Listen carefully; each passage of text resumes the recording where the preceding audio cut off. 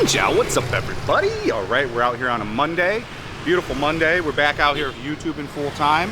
I am live streaming full time as well during the week, so we're doing a lot of different things. If you want to watch me live stream, go on over to kick.com/fatandbroke. It's a new platform. It's for live streaming. It's a competitor to Twitch. In this video, we're going to talk about what's it like living here, not knowing any Vietnamese and just having English skills.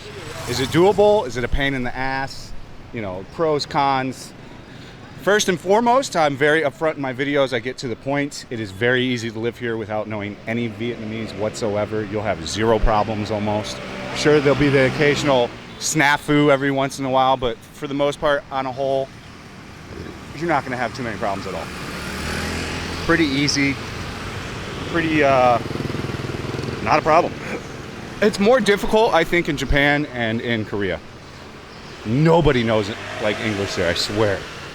So it's a bit more difficult in those two countries, I find, from where I've been, because simply put, they just don't know any English. Here, they all at least know like your basic 10 words. Like I know the basic 15. Man, she's hot.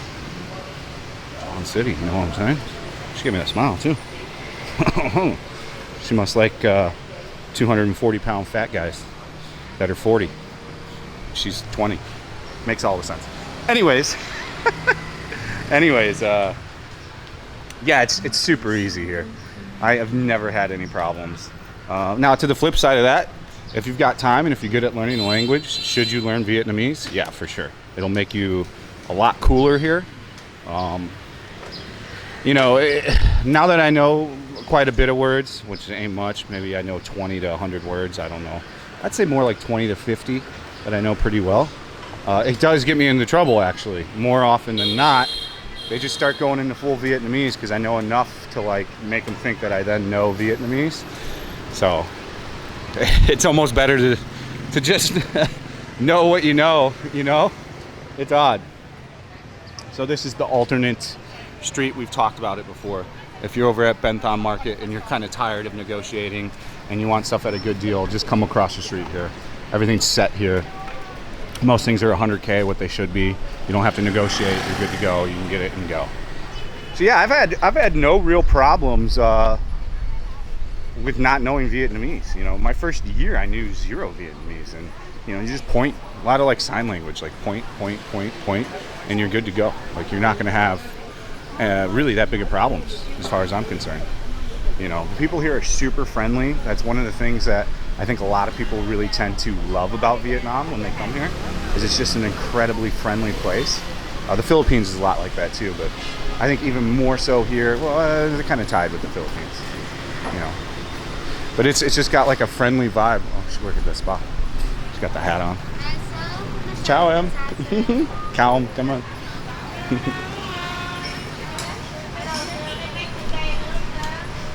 So like I was saying, you can get cheaper stuff off the market. Man, she's built like a tank.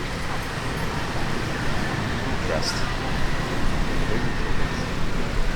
Where do they go? Oh, Cafe Suda. Trying to figure out where they were going. So if you want to hang out with me, a little break in between the video, because I kind of find it annoying when people talk about it right at the beginning, which I kind of did with Kick. But if you want to go on a personal tour with me, maybe you want to go to the market and want me to negotiate for you. You want to see the nightlife. You want to know what to do when you go to a lady bar, how much it should cost. You want to know the great food spots, great bars. If you want to go on a personal tour of Saigon, you can do that with your boy Fat and Broke. You just got to sign up for the Patreon. It's as little as $5 a month. There's lots of additional content on there. Then you send me a DM on there and we'll set up the day and we'll go take a look. You know what I'm saying? And we'll have a fun time. So back to the, do you need to know Vietnamese to live here? Absolutely not. I'm telling you guys, I still have zero problems to this day.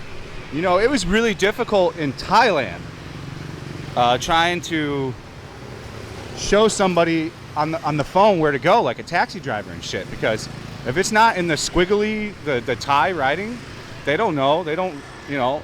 That was one of the problems I had in Thailand, was like this complete lack of them knowing any English, which I don't blame them. Like, why the fuck would you know another language if you live in a country where the language is different? So that all makes sense and well, but you know, it was hard. It was harder in Thailand. You know, here you can just pull up whatever on the phone and hand it to them. They'll take a look at the phone and you can read it because it's written in, you know, regular words, and then he can take you there. So you won't have any problem here. You'll definitely want to get a friend to help you with shit though. Like, you know, you're definitely gonna want a friend. Like, either find a guy friend or you know, whoever you're dating, and have her help you to show you how to do stuff, you know, that needs translated from Vietnamese. That's crucial that you have someone like that here, because there'll be times where you need it, whether it's something with a bank or some kind of other shit. It'll become pivotal to have them in a role of helping. They're setting up another festival here, huh? Yeah, look at that. Oh, very interesting. Very, very interesting. I wonder what it is though. So for the most part, hey, let me know let me know in the comment section what you guys have experienced. Do you find it very easy when you come to Vietnam, and or if you're living in Vietnam now, do you find it very easy to communicate and get stuff done without knowing Vietnamese? Now, as far as learning Vietnamese, to learn comprehension, full-on Vietnamese is extremely difficult. It's in the top 5 hardest languages in the world. So I mean, becoming fluent and speaking perfectly is going to be a very difficult thing for most people. Most people that have lived here a long time and learned a little bit of Viet, they can muddle their way through. But once they start talking too fast, they get lost, you know. I've met quite a few people here that, oh, I'm fluent in Vietnamese. I lived here 12 years. They ain't fluent in shit. The only 2 people I've ever really seen fluent is Phuc Map and Chris Lewis. Like, really. They're the only people I've ever seen that really can, like, get lost in a conversation and find their way out of it.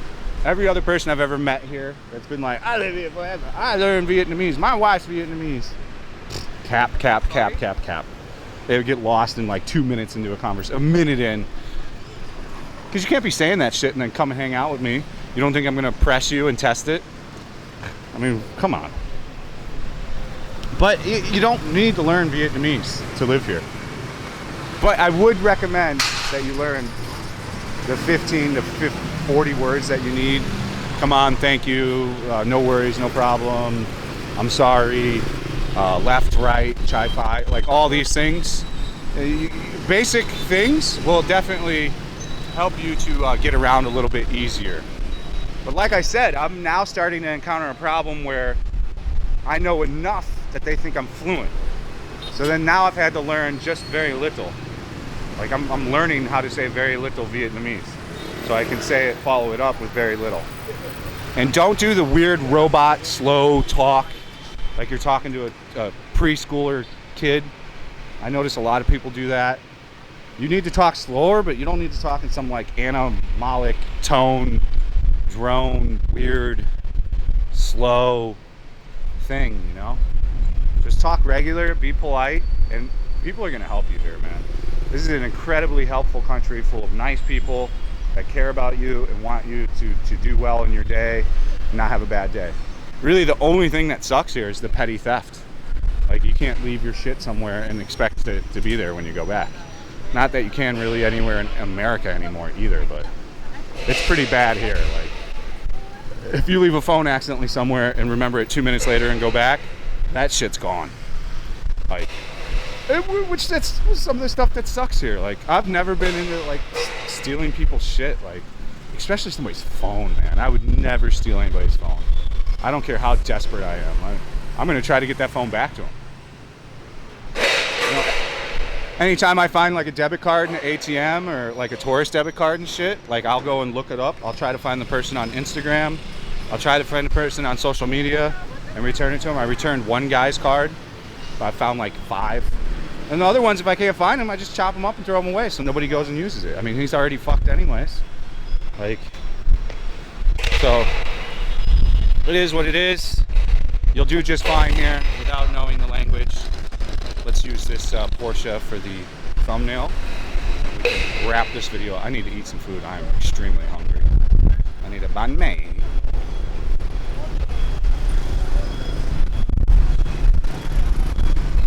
As ever, I hope this was helpful for some of you guys.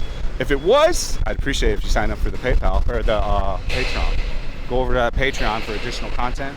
We're shooting a bunch of Patreon content this week, so it'll be coming out. So as ever, thank you guys for watching.